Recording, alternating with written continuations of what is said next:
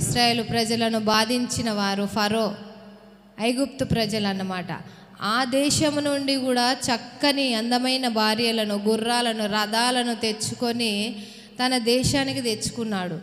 అన్ని సకలం అనుభవించిండు సొలొమోను. అనుభవించి అసలు తాను అనుభవించనిది అంటూ ఏది లేదు.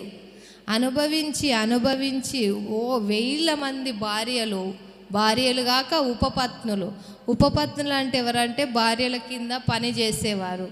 వాళ్ళ కింద పని చేసేవారిని ఉపపత్నులు అంటారు. వాళ్ళను కూడా చాలామంది భార్యలు ఉన్నారు, ఉపపత్నులు ఉన్నారు. ఇంతమంది అసలు ఎవరికి లేరు అంతమందిని అతను అది చేసినప్పుడు వెండి, బంగారాలు, గుర్రాలు, రథాలు ప్రతి ఒక్కటి అనుభవించిండు. ఎవరు? సొలొమోను కొరకు దావీదు అన్నీ సమకూర్చిపోయిండు.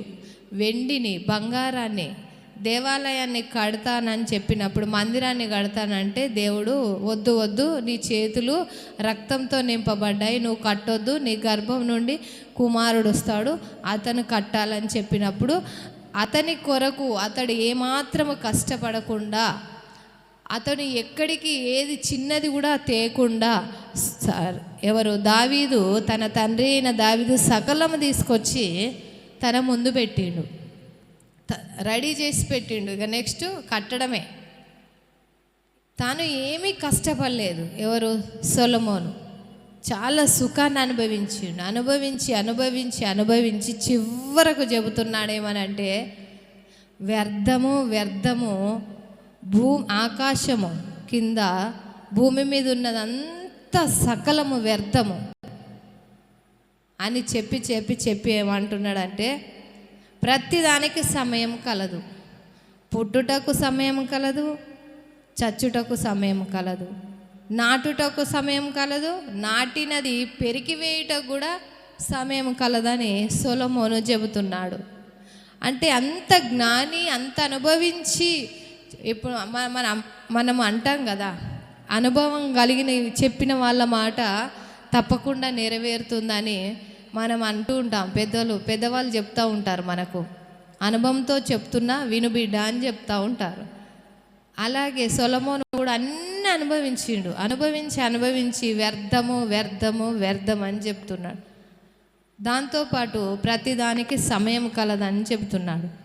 మనం కూడా మన జీవితాలలో ఎన్నో బాధలు పడతాం. నాకు కూడా పొద్దున్నుండి కొంచెం బాధగానే అనిపించింది. ఏంటిది ప్రభు ఇలా అని కొంచెం బాధగానే అనిపించి పిల్లల మీద కూడా కొంచెం అరిచినట్లు చేసి తర్వాత వచ్చి ప్రార్థనలో కూర్చున్నా. కొంచెం 1 గంట సేపు అట్లా ప్రార్థనలో కూర్చున్నప్పుడు నాకు కూడా చాలా బాధ అనిపించింది. ఏంది ప్రభు, కార్యాలు జరగాలి కదా అని నేను అనుకున్నప్పుడు నాకు ఈ వాక్యం గుర్తుకొచ్చింది. ప్రతి దానికి సమయం కలదు. మనం ఎంత వేగిరపడ్డా కానీ సమయం కలదు. దాని సమయానికి అది మాత్రమే జరుగుతుంది. హౌస్ కట్టాలని ఎంతో తాపత్రయపడ్డా నేనైతే, కానీ అది జరగట్లేదు. అది జరగాల్సిన టైంకే జరుగుతుంది కావచ్చు. ప్రతిదానికి సమయం ఉన్నది. పెళ్ళికి ఇచ్చుకొనుటకు, పెళ్ళికి పుచ్చుకొనుటకు ప్రతిదానికి సమయం కలదని సొలొమోను భక్తుడు అంటున్నాడు. మనం కూడా మన జీవితాల్లో కూడా ప్రతిదానికి దేవునికి చోటు ఇవ్వాలి. ప్రభువా, నీ సమయం ఎప్పుడున్నది? దానికంటే ముందు మనం ఏం చేయాలంటే సమయాన్ని పాటించాలి. సమయ పాలన పాటించండి అనే రాసి ఉంటుంది ఎక్కడైనా. చూడండి మీరు ఎక్కడైనా, సమయ పాలన పాటించండి. సమయ పాలన పాటించినప్పుడు నాకు ఒక్కటి గుర్తుకొస్తుంది.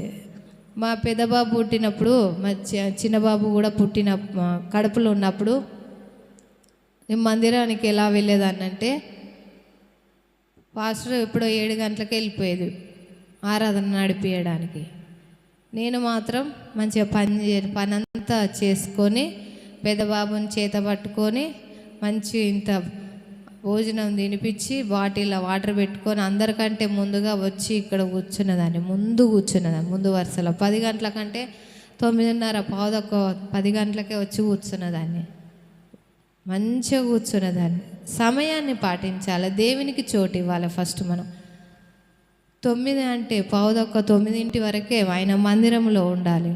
ప్రతిదానికి మనము పాస్టర్ గారు చెప్తా ఉంటే బాధపడుతూ ఉంటాం. మీకు ట్రైన్కి టైం అయితే మీరు ట్రైన్కి వెళ్ళరా, బస్సుకు టైం అయితే మీరు బస్సుకి వెళ్ళరా అని పాస్టర్ చెప్తా ఉంటే మనకు కొంచెం బాధ అనిపిస్తుంది. ఎందుకు మనల్ని అంటుంటారని. కానీ సమయాన్ని పాటించాలి, ప్రతి దానికి సమయాన్ని మనం కేటాయించాలి. అప్పుడే దేవుని కార్యాలు కూడా తొందరగా జరుగుతాయి. సమయం ఉండి కూడా సమయం లేనట్టు చేయొద్దు. సమయాన్ని పాటిస్తేనే దేవుడు మనకు, ఒకసారి మీరు ప్రాక్టికల్గా చేసి చూడండి, చేసి చూస్తే మీకు కూడా అర్థమవుతుంది. దాని ఆశీర్వాదం ఏందో అర్థమవుతుంది, దాని దీవెన ఏందో కూడా మనకు అర్థమవుతుంది. మనం కూడా 4 గంటల ప్రార్థనలో లేచినప్పుడు కూడా పావు గంట 10 నిమిషాలు అలా లేటుగా రావద్దు. సమయానుకూలంగా 10 నిమిషాల దాకా 4 గంటలకా, 5 నిమిషాల దాకా 4 గంటలకా అలారం పెట్టుకోవాలి. కరెక్ట్ 4 అంటే 4 గంటలకే పెట్టుకోవద్దు అలారం.